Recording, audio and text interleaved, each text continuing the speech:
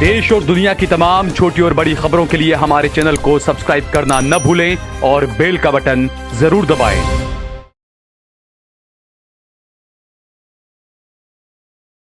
ये आपको सभी अच्छे तरीके से पूरा मीडिया और पूरा गुजरात जानता है कि 17 तारीख के दिन सुबह में 11 बजे के करीब हमारे सबके सम्माननीय अध्यक्ष श्री अमित चावड़ा जी ने सबसे पहले पत्र लिख करके सभी कार्यकर्ताओं को भी अलर्ट किया और मुख्य निर्वाचन अधिकारी को भी कहा कि हमारे पास माहिती है कि गुजरात में form number 7 Bharatiya Janata party गलत तरीके से भर रही है और हजारों की तादाद में फॉर्म आ रहे हैं। तो हम तो हमारे अध्यक्ष के लेटर से अलर्ट हो ही गए थे, लेकिन वहां तक हमारे पास कोई एविडेंस या पुरावा नहीं था। लेकिन शाम पढ़ते पढ़ते जब एक शादी के फंक्शन में मैं और जुनेद शेख हम वहां पर थे और हमारा एक कार्यकर्ता है नौमान पठान जो यूथ का इलेक्शन अभी जमालपुर विधानसभा से जीत करके आया है, उसका फोन आया कि मोरकस वार्ड के अंदर 153 लोगों को मृत बताया है और सभी के घर एतराफ में आजू बाजू में ही है और ये बीएलओ को फॉर्म दे दिए हैं और उनको कहा है कि ये फॉर्म जाओ और चेक करके उसको तुरंत अपलोड कर दो। तो उस बात को जुनेद भाई ने हमने बहुत गंभीरता से लिया। तुरंत ही मैंने इमरान खेड़ावाला जी को फोन किया। मैंने कहा इमरान भाई बहुत बड़ा घपला सामने आ रहा है, आप जल्दी से मेरी ऑफिस पर आ जाओ। अल्हम्दुलिल्लाह मैं, इमरान भाई, जुनेद भाई, हमारे दूसरे तमाम जितने भी दीगर हमारे साथी हैं जो एक्सपर्ट हैं हमारे, वो सब हम इकट्ठा हुए और उस वक्त पे हम इलेक्शन कमीशन को फोन किया तो सीईओ ने उस वक्त पे फोन नहीं उठाया। मैंने मेरे ईआरओ को फोन किया। मेरे ईआरओ को जब मैंने फोन किया तो उसने मुझे डरते डरते बताया કે શેખ સાહેબ તમારી વિધાનસભામાં 28,000 फॉर्म આવ્યા છે। और जब इमरान भाई भी आ चुके थे, इमरान भाई ने उनके ईआरओ को फोन किया तो उसने बताया कि बस 22,000 के करीब इमरान भाई के वहां भी उस वक्त में फॉर्म आ चुके थे। तो यानी हम समझ गए कि यानी मामला पूरा कांग्रेस की सीटों को टारगेट किया जा रहा है। हमने शैलेश परमार को फोन किया, जिग्नेश मेवानी को फोन किया, हिम्मत सिंह भाई को फोन किया कि भाई आप लोग भी अपने यहाँ पे चेक करें कि ये मामला पूरे गुजरात में जहां कांग्रेस की मजबूत स्थिति है वहीं पर से फॉर्म 7 भर के आने की कंप्लेन आ रही है। तो उसी वक्त में एक कार्यकर्ता है जम्बूसर से साकिर मलिक, उसका मुझ पे फोन आता है और कहता है कि साहब हमारे यहाँ 19,000 फॉर्म जम्बूसर विधानसभा में आए हैं और सब जीवित है और कोई यहाँ से घर खाली करके दूसरी जगह नहीं गया है। और बोले जब हम घर घर जा करके लोगों की वीडियो बना रहे थे, हम ये बताना चाहते थे कि देख लो जो बीएलओ ने चेक करके ड्राफ्ट यादी बनाई है, लोग तो जिंदा हैं। ऐसे ही वक्त में मामलतदार जो है जम्बूसर का वहां पे आता है और आके उनको कहता है कि आप लोग वीडियो मत बनाओ, मैं फॉर्म जो है विड्रॉ कर लेता हूँ। तो बोले कि साहब उन्होंने फॉर्म विड्रॉ कर लिया। मैंने नहीं, इसमें हमको कंप्लेन लिखानी पड़ेगी, हम तहकीकात कर रहे हैं, फिक्र मत करो। यानी एक छोटे से कार्यकर्ता ने, साकिर मलिक जो जम्बूसर नगर पालिका का हमारा विपक्ष का नेता है, तो उस बात को लेकर के हमको बहुत गंभीरता से लिया। तुरंत मेरे मन में ख्याल आया कि इसके अंदर जब मामला इतना डर के आया है मामलतदार, तो जरूर इसमें कहीं दाल में काला है। उसी वक्त मैंने जुनेद शेख को कहा कि जुनेद भाई, मेरे ध्यान के मुताबिक जब एसआईआर के फॉर्म भर रहे थे तो अगर एक व्यक्ति 2 जगह नाम भरता है तो उसके लिए भी दंड और सजा की जोगवाई थी, या दोनों की, तो इसमें भी कुछ ना कुछ होगा। तो उन्होंने कहा कि हाँ गैसुद्दीन भाई है। तुरंत ही उन्होंने मोबाइल में से जो था उनका डेटा निकाला, उसमें तो हमने फॉर्म नंबर 7 देखा तो फॉर्म नंबर 7 में स्पष्ट रूप से डिक्लेरेशन लिखा हुआ है, यानी वन टाइप ऑफ एफिडेविट। और उसके अंदर ये है कि अगर आप किसी के लिए गलत तरीके से फॉर्म 7 भरते हो, पुरावे आधार के बगैर भरते हो और तुम फॉर्म 7 भरा हो साबित नहीं कर पाते, तो तुमको 1 साल की सजा, 1 लाख का दंड या दोनों हो सकता है। तो हमने उसी वक्त में सबसे पहले जो थी पूरे गुजरात के लोगों को हमने माहितगार करने के लिए, क्योंकि अल्हम्दुलिल्लाह 10,000 से ज्यादा लोग मेरे ब्रॉडकास्ट ग्रुप में है, 800 से ज्यादा मेरे पास जो है ग्रुप्स हैं। तो हमने तुरंत ही सबको कहा कि ये फरियादें यहाँ पे आई है जमालपुर दरियापुर में, आप लोगों के सामने आए तो सबसे पहले आप जो है वो फोटो पाड़ लो फॉर्म 7 का और अपने पुलिस स्टेशन में जाके कंप्लेन दे दो। अगर पुलिस कंप्लेन नहीं भी लेती है, एफआईआर नहीं भी लिखती है, तो उसको अर्जी के स्वरूप में दे दो। इंशाल्लाह हम लोग जो है सेशन कोर्ट से जाके हम लोग इसके ऊपर केस दर्ज करवा पाएंगे। वैसे तो जवाबदारी ईआरओ की है कि वो उनके सामने केस दायर करे। उसका असर ये हुआ कि जब सोशल मीडिया में चला तो भारतीय जनता पार्टी के जितने भी गुर्गे हैं वो डर गए। उनको लगा कि ये तो पेज प्रमुख है, हम छोटे कार्यकर्ता है, बड़े नेताओं के कहने से हमने फॉर्म पे साइन कर दी है, अब सजा या दंड जो भी होगा हमको होगा। तो सभी लोग एक साथ ये तो पलटने लगे। सभी कहने लगे, फोन किए।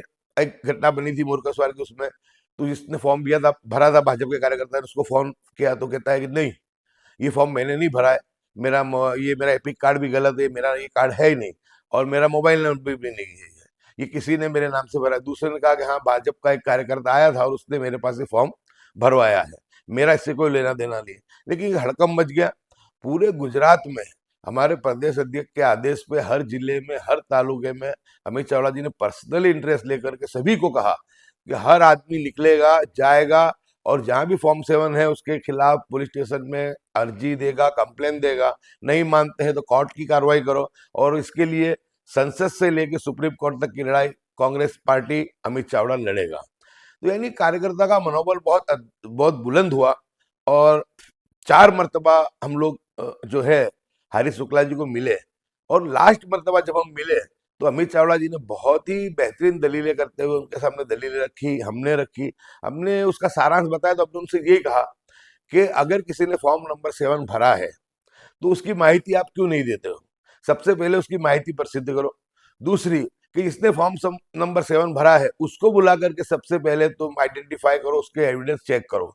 अगर सही है तो कितना बड़ा भी चमरबंदी हो उसको निकाल दो, उसका नाम मत दे से। लेकिन अगर ये जो षड्यंत्र है, एक साथ 14 लाख फॉर्म पूरे गुजरात में भरे जाते हैं, और भारतीय जनता पार्टी के कमल में से ये जो फॉर्म जो भर भर के गए थे, तो ये बहुत बड़ा षड्यंत्र है।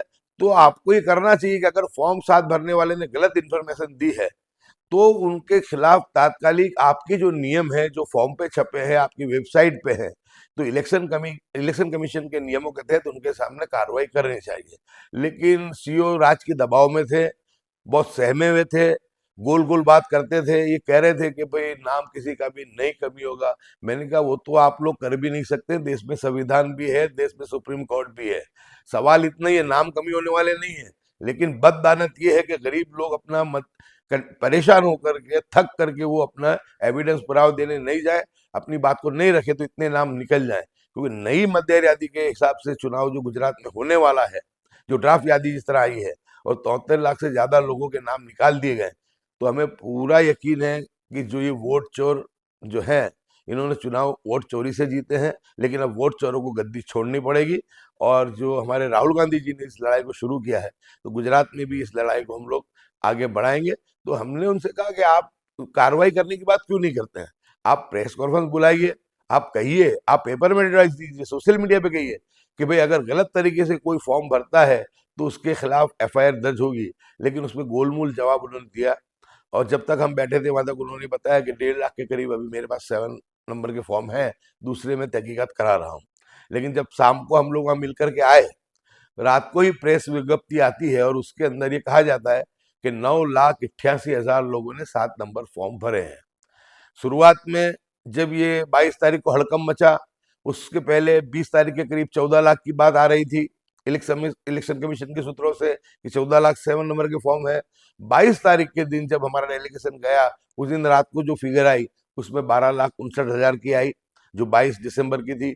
और कल जब हम 29 तारीख को हम मिल करके आए और हमने कहा कि अब तो कल प्रक्रिया बंद होने वाली है, तमाम सिस्टम जो है वो क्लोज हो जाने वाली है, अब अपना आंकड़ा दीजिए और फॉर्म नंबर 7 किसने भरा है और किसके सामने भरा है वो कांग्रेस पार्टी को 182 विधानसभा में दिया जाए। लेकिन गोलमोल रवैया, ढुलमुल रवैया अपनाते हुए गोल गोल बातें की उन्होंने। आखिरकार आज उन्होंने ये अनाउंस किया कि गुजरात के अंदर सिर्फ 1,83,000 लोगों के 7 नंबर के फॉर्म आए हैं। तो 14 लाख थे पहले, 12,59 हुए, 12,59,000 हुए, फिर 9,88,000 हुए। तो आज जो ये फॉर्म है, तो इसको क्या जमीन खा गई या आसमान निकल गया? इसके लिए इनको साफ खुले अल्फाज में इसकी जो है स्पष्टता देनी चाहिए, कहना चाहिए कि वो जो फॉर्म थे, वो समझो 9,88,000 का भी मामला गिने और उसमें से 188 अपने इस पर निकाल दो, तो बाकी के 7.5 8 लाख फॉर्म कहाँ गए? क्या उसको स्थगित कर दिया है या रद्द कर दिया है? अभी भी हमें इलेक्शन कमीशन पे भारतीय जनता पार्टी की मिलीभगत की वजह से शंका आशंका है कि कुछ नया पैंतरा ये ला सकते हैं। लेकिन हमारी स्पष्ट मांग है, हमारी सुप्रीम कोर्ट की लड़ाई भी अमित चावड़ा जी ने तैयार कर ली है। अभिषेक मनु सिंघवी जी एक लड़ाई लड़ने वाले हैं सुप्रीम में, और हमारी मांग यही रहेगी कि जो ढुलमुल रवैया अपनाते हुए भाजपा के दबाव में सीईओ जो सही जवाब नहीं दे रहे हैं, हमको पूरी विगत नहीं दे रहे हैं, पूरी माहिती, पूरे आंकड़े नहीं दे रहे हैं, तो ये हमको स्पष्ट आज की जो प्रेस के माध्यम से जो हरीश शुक्ला जी को कहना चाहिए था कि 1,88,000 है। अब आपको कहूँ कि मेरी अकेली विधानसभा में 28-29 हजार लोग थे। अब आज के जो फिगर आए हैं उसमें ये बता रहे हैं कि अहमदाबाद जिले की शहर की 21 सीटों में सिर्फ 38,000 है। तो ये कहाँ गए वो? ये कोई केलाल का जादू है क्या? लेकिन ये मोदी जी का जादू है, ये भाजपा का जादू है। वोट चोरी के माध्यम से ये हमेशा जीत करके आते हैं। लेकिन राहुल गांधी जी ने जो मुहिम छेड़ी है, राहुल गांधी जी के सैनिक डरने वाले नहीं है, झुकने वाले नहीं है। हम गुजरात के 5 करोड़ जो मतदार हैं, किसी भी धर्म जाति के हों, हमारे लिए सब समान है। हम कभी भी कांग्रेस पार्टी हिंदू मुस्लिम की राजनीति में नहीं मानती है। हम तो संविधान को बचाने की लड़ाई हमारे नेता राहुल जी भी लड़ते हैं, और हम भी लड़ते हैं, और हमारे प्रदेश अध्यक्ष भी लड़ते हैं। तो आज हम आपके माध्यम से हमारे लोगों को कह रहे हैं कि अभी भी अगर कोई पैंतरा आता है और फॉर्म 7 लेके कोई बीएलओ आता है, तुरंत फोटो पाड़ो और पुलिस स्टेशन में, अपने लोकल पुलिस स्टेशन में जाके कंप्लेन लिखाओ। आप गुजरात के एक भी मतदाता का नाम ये वोट चोरी करने वाली सरकार कम नहीं करा पाएगी। कांग्रेस पार्टी गुजराती 5 करोड़ गुजरातियों के लिए संसद से लेकर सुप्रीम तक लड़ेगी, और एक भी आदमी का वोट जो है जाया जाने नहीं देगी। हम ये मानते हैं कि आज उनको ढुलमुल रवैये के बावजूद भी कांग्रेस की बहुत बड़ी जीत है कि अभी तक वो खुल करके नहीं बोल सकते हैं। इसका मतलब ये है कि इलेक्शन कमीशन असमंजस में है, वो डर रहा है। और हमें पूरा भरोसा और पूरा यकीन है संविधान पे, हमारी लोकतांत्रिक प्रक्रिया पे, कि गुजरात में हम वोट चोरी नहीं होने देंगे। और हम उम्मीद रखते हैं कि जो आज फिगर आई है उस फिगर पे कायम रहते हैं, तो मैं मानता हूं कि जो ये वोट चोरी का कारण था वो पूरा हो जाएगा।